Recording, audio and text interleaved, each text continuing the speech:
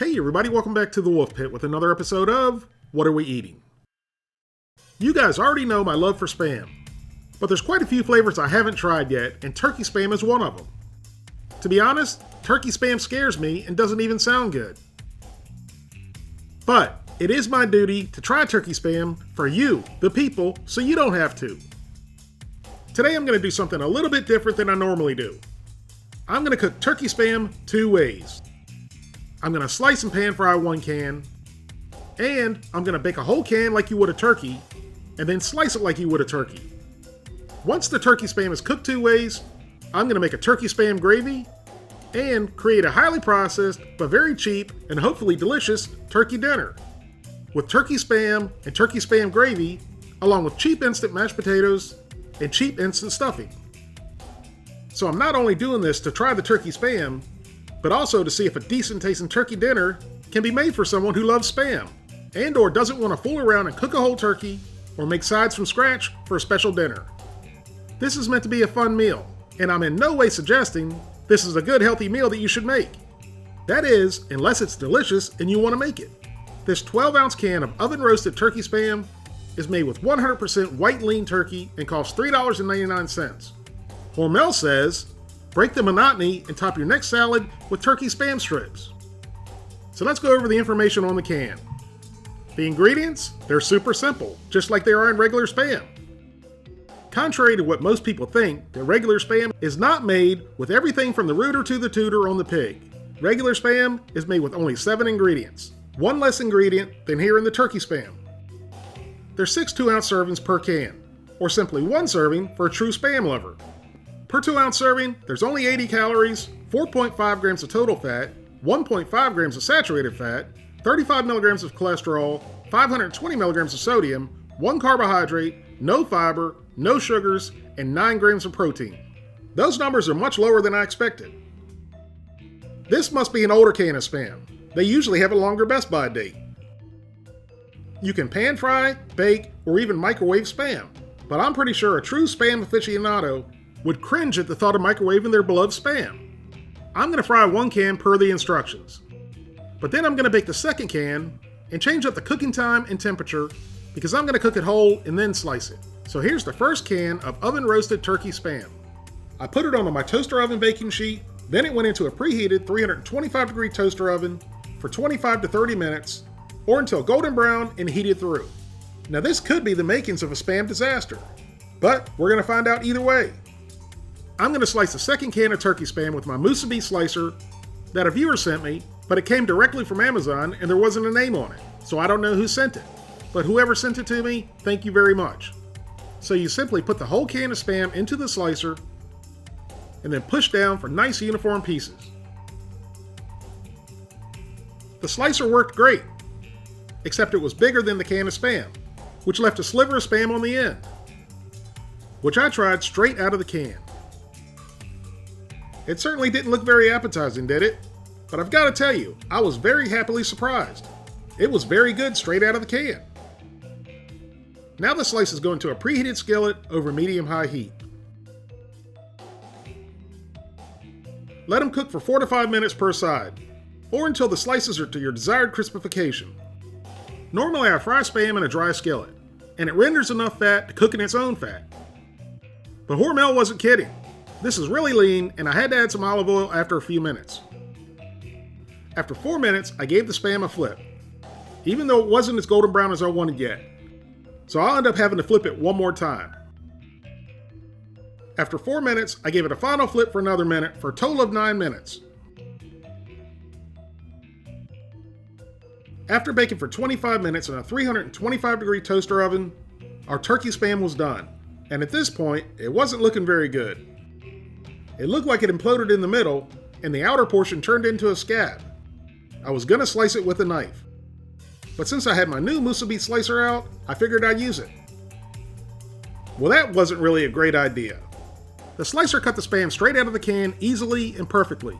However, the baked Spam formed a skin of armor, and as I tried to slice it, it wouldn't cut through the skin without mushing up the inside beam. And if you notice the painted fingernails, I assure you, they're not mine. I pressed on and finally finagled it through the Spam without turning it into roadkill. but the slicer was made to cut Spam straight out of the can, so it's really no big deal. Once it was sliced, it ended up looking just like real roasted turkey skin. I tried the go-to, pan-fried Spam first. It was perfectly crispified, looked good, and smelled good. After taking a bite, I was sold on this turkey Spam. It was crispy on the outside, moist in the middle, and simply delicious. Like most people, I love crispy turkey skin, so I was really anxious to try the end piece of the roasted turkey Spam first. Now, doesn't that look like real turkey skin? Now, it wasn't super crispy, but it was close enough to be amazing for meat out of a can. The meat on the inside may not have looked very good once cooked, but in this case, looks are deceiving. It was delicious.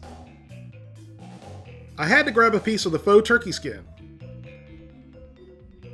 And again, doesn't that look just like real turkey skin? It not only looked like real turkey skin, it tasted like real turkey skin. At this point, I was really surprised, and I could have just ended the video right now and ate both cans of Spam. But I still gotta make turkey Spam gravy, stuffing, and mashed potatoes. For the turkey Spam gravy, I'm gonna use the same skillet I fried the Spam in, along with the little bits and pieces. With the Spam being super lean, I need to add some fat to make a roux. I'm using butter, but you can use oil if you like. Give that a mix around, then add flour.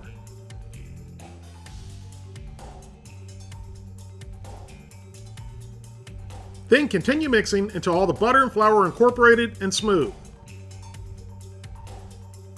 Once the roux's cooked for a couple minutes, stir in a little bit of chicken broth. Then as it thickens, add a little bit more at a time. Once all the broth is added, season with salt, pepper, and rubbed sage. Bring it up to a light boil, then let it simmer until it's to your desired consistency. And then it's done. I figured everyone already knows how to make instant mashed potatoes and instant stuffing, so I really didn't need to show you how to do that.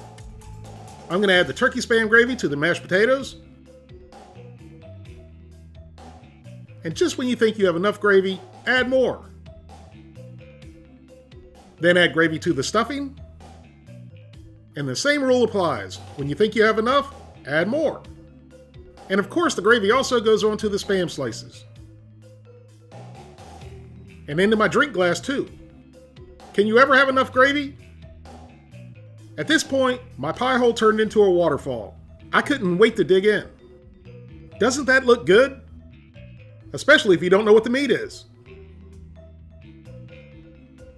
I tried the baked turkey ham first.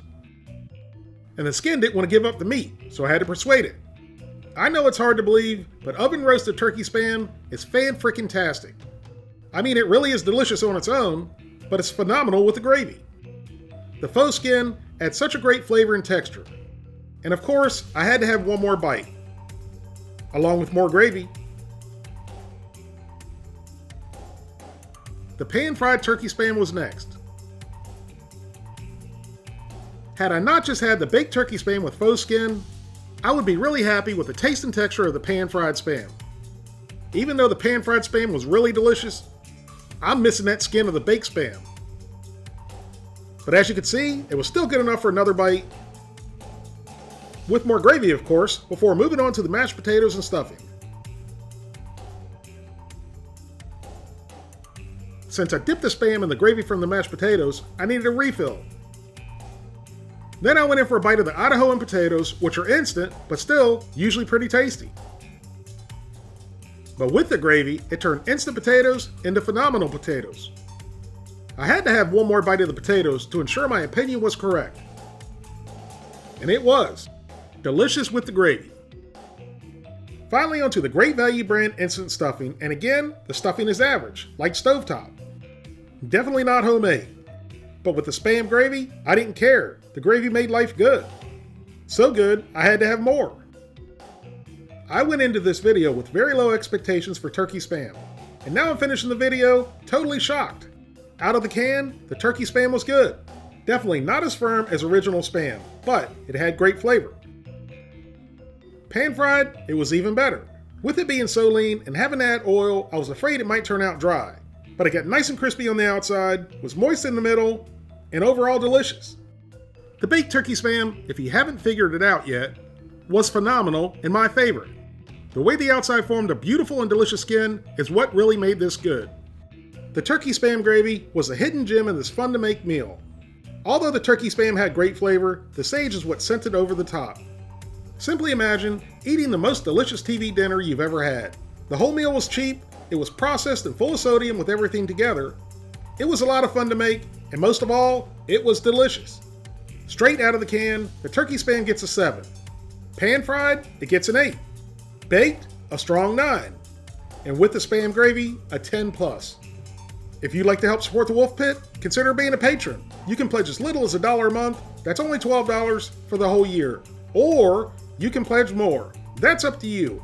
Either way, every little bit's appreciated and helps me produce more high-quality videos more often for you, the people. Thank you all very much for watching. Please don't forget to like this video and subscribe, and I'll see you soon.